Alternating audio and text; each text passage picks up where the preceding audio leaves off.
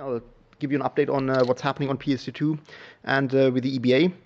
I hope you'll enjoy it by the end of those 5 slides. The expectation management is the same that I started 3 years ago.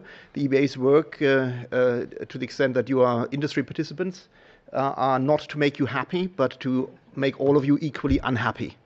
That's just to manage your expectation about what we are trying to do. But I think you are familiar with the work of the EBA, most of you.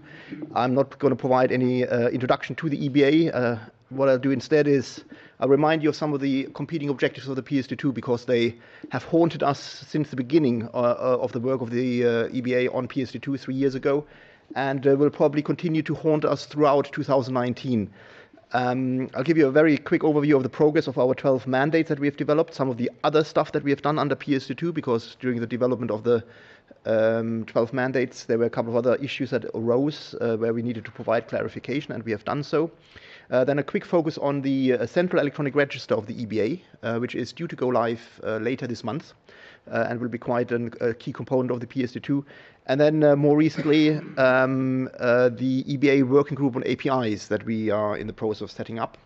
So I'll give you an update on that. Each of those has 1 slide, so let's go through them. Competing objectives of the PSD2. You see them all here. The PSD2 is extremely ambitious, even more ambitious than the PSD1. PSD1 has already opened up the payments market in the EU. PSD2 tries to do even more, as you very well know. Tries to enhance competition, facilitate innovation. If we go to the left at that circle, strengthening security, protecting consumers, contributing to the single EU payments market, promoting customer convenience, and all of that should be done while we are developing our requirements in a way that is business model and technology neutral. These are extremely demanding objectives, every single one on its own, particularly strengthening security. It's the first time that PSD2 and the RTS on strong customer authentication has enshrined into EU law security requirements under the PSD2. But what's even more challenging is that some of these objectives are competing with each other. I'll give one example that has been a challenge for us 2 years ago, 2.5 years ago when we started work, 3 years ago when we started work on the RTS and strong customer authentication, and will continue to be a challenge in 2019 with a working group on APIs that I'm going to be briefly explaining later, which is, for example, the objective of, on the one hand, creating a single payments market in the EU, while at the same time facilitating innovation. If we were to take this objective of single payment market of the EU literally, and take it to the extreme end of potential policy options, it would mean that the EBA would impose and prescribe a single API standard across the European Union, and would have done so in the RTS on strong customer authentication that we developed a while ago.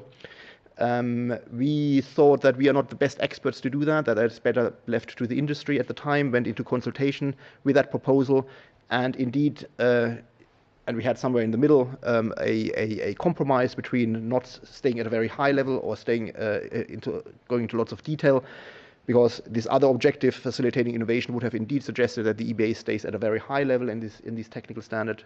We had a compromise somewhere in the middle, went into consultation. The majority of respondents told us, even in that compromise, it's still too detailed what you have written into the RTS, you should stay at a higher level. So we took some stuff out before we completed the RTS that is now law and will apply from September 2019 onwards. Since then, the industry has started to get their heads around trying to fill that void and actually develop an API standard. Now, there are some issues that have arisen over the last 6 or 9 months with the industry coming to conclusions on that, and now the calls are on the EBA. Why haven't we actually done that? What has been requested from some of you to us 2.5, 3 years ago, and written it into the RTS. RTS is now done, but we will take some efforts in trying to help the industry getting prepared for the APIs, for the interfaces, and I'll explain in a second how exactly we're going to do that. This is the overview of our 12 mandates from 3 to 13. It's a slide that I've shown on a number of occasions that has evolved over time as we've progressed the work. There are 4 milestones: whether we started the work, consulted, finished the work, and whether it's a technical standard published in the official journal, or we've published our compliance table if it's in the case of guidelines. And here you see that everything has been completed. The guidelines on the fraud reporting under PSD2, I think, just yesterday. So unfortunately, this is not up to date, because yesterday, number 10, We've published the compliance table on these particular guidelines. So if you want to have a look, it shows you which national authorities will comply with the guidelines and implement them. And then there's only 11, 12, and 13 left, which are technical standards that we have completed, have submitted to the Commission, and the Commission is reviewing them. And we understand that some of them are in the translation process, so should be published in the official journal very soon. Then we have done some additional work that has, because there were issues that arose during the last 3 years, and those of you who have followed the work of the EBA will be familiar with that. There was lack of clarity about the transitional period under Article 109 and 115 of the PSD2, what it means, moving from PSD1 to PSD2. Then firms raised the very legitimate question, EBA, you are slightly late in completing some of your mandates. So what does it actually mean? What are our legal obligations? All of that we clarified in an opinion that we issued in December 2017. Then there were still questions that arose about the interpretation of the mandates to particular market situations. So we decided to extend our Q&A tool to PSD2, which we did in June last year. We have so far received around 160 questions in relation to PSD2 or our mandates. If it's a level 1 question, so an interpretation about PSD2 itself, this is not for us to respond. We channel these Q&As to the Commission, who take a view and then provide the answer, which we publish on our website. If it's about our mandates, it is us who develops the answer. And we've so far already responded to around 30 of those questions. Another 20 or 30 we had to reject because they were simply not quite comprehensible, or when actually not particular questions, proper questions. And on the others, we are still working, and we are publishing those one by one every Friday, every week at around noon. We publish the new set of questions, and the next one is already due next Friday. Then they had issued another opinion on the RTS and strong customer authentication, because what was not known to the industry apparently, which we realized, was that the way the EBA drafts technical standards is such that we never repeat anything that is written in the directive itself. So we are never in a position where we are going to add half a sentence to something that is written in the directive, because we cannot be seen to be caveating any policy intention of the legislators.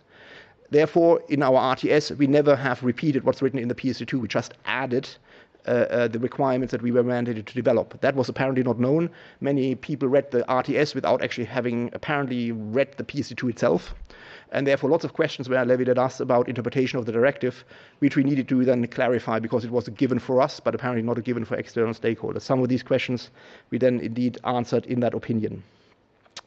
Then we did some other work on guidelines of the 3 ESAs on complaints handling, which we extended to the new account information and payment initiation service providers. And then the RTS was amended after we submitted it, before it became law. There were certain new requirements added for the national authorities, for the ASPSPs, as well as for the EBA. So we need to clarify to make sure that this will be done consistently across the EU in order to facilitate this objective and fulfill the objective of a single EU payments market. We decided to issue new guidelines, additional own initiative guidelines, on the exemptions to the fallback, how the criteria should be applied before an ASPSP can be exempted from that fallback mechanism, which I think most of you will be familiar with. And these final guidelines were issued just before Christmas. And the compliance notification process is ongoing. In around 4 weeks or so, we will be publishing the compliance table. Then there was a request for some technical assistance in helping the industry to develop APIs, and we participated in the API evaluation group that the Commission has convened, which was an industry-led group. But we are also going to be setting up our own API working group. I'll come to that on the next slide. And then there were some requests for clarification on the use of EIDA certificates in the whole process, so we issued an opinion on that as well. That was also just before Christmas. And there should now be coming another slide. Yeah, there you go. So, focus on the EBA working group on APIs. So, there's quite some text now coming. I think it's the last but one slide, but it's quite important. There were quite some questions that were being asked about us helping the industry in order to develop APIs. As you know, the RTS provides that at least one interface for TBIs needs to be made available, that there is a fallback option in place, needs to be in place in case the interface doesn't perform, and that an exemption can be granted from that requirement to have that fallback interface in place if particular criteria are met. So what we want to do is that, given that the RTS requires that testing starts from next month onwards, from 14th of March, lasts until September. Then there's production interfaces that TPPs will be able to access. We wanted to make sure that we are aware as EBA with our national authorities on issues that arise in that process. So TPPs wanting to access the interface of ASPSPs and any sort of issues that ASPSPs themselves may be facing. And therefore we decided to set up a working group with external experts to help us identify the issues, propose solutions that we as EBA and national authorities can then consider what the solutions could be that we are then going to be supervising. So we're setting up this working group, support the industry in developing high-performing and customer-focused APIs under the PSD2. They will be asked to identify the issues and propose solutions that we will then be considering. We have 30 available spaces in that group, and we had a call for expressions of interest. We received 164 applications, so quite a large number. And we have set out criteria in that call for expressions of interest in terms of experience with APIs, knowledge of PSD2, and focus on industry-wide solutions. Of the 30 spaces, we have 9 allocated to ASPSPs, 9 to TPPs, and 9 to API initiatives, and another 3 for others, like payment service users, some technological service provider, and some standardization bodies. The members, the applicants, have all been informed this week, and we will see what sort of issues will be raised by this group, and then we will decide as the EBA how we're going to make this the outcomes of that group's work, i.e. our responses as supervisory authorities to the issues that have been raised, how to make that public. And now the last slide, electronic register. So we have an RTS and ITS that we developed and submitted to the Commission on the register, the technological aspects as well as the functional components of this register. That register will provide identity of authorized and registered PIs, including the account information and payment initiation service providers, and their identification, the jurisdiction where and the payment service for which these PSPs have been authorized and are passporting into. It's provided, the content of the register will be provided by the NCAs and will therefore be a mirror image of what's in the NCA's registers. It will contain information of about approximately 2,000 payment institutions, electronic money institutions, and around 100,000 agents. That's our estimate at the moment. We'll see what the exact numbers are.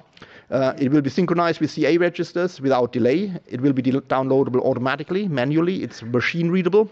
Will be updated daily, and hey, free to use, cost-free to use for you, so you don't have to pay.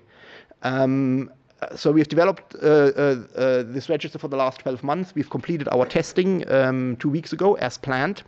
We are now uploading the data from the national registers, and within the next week or two, probably 2 weeks more, we will go live. So it will become publicly accessible on our website. And that will be one of the remaining key components of that of the PSD2. And with that, I conclude.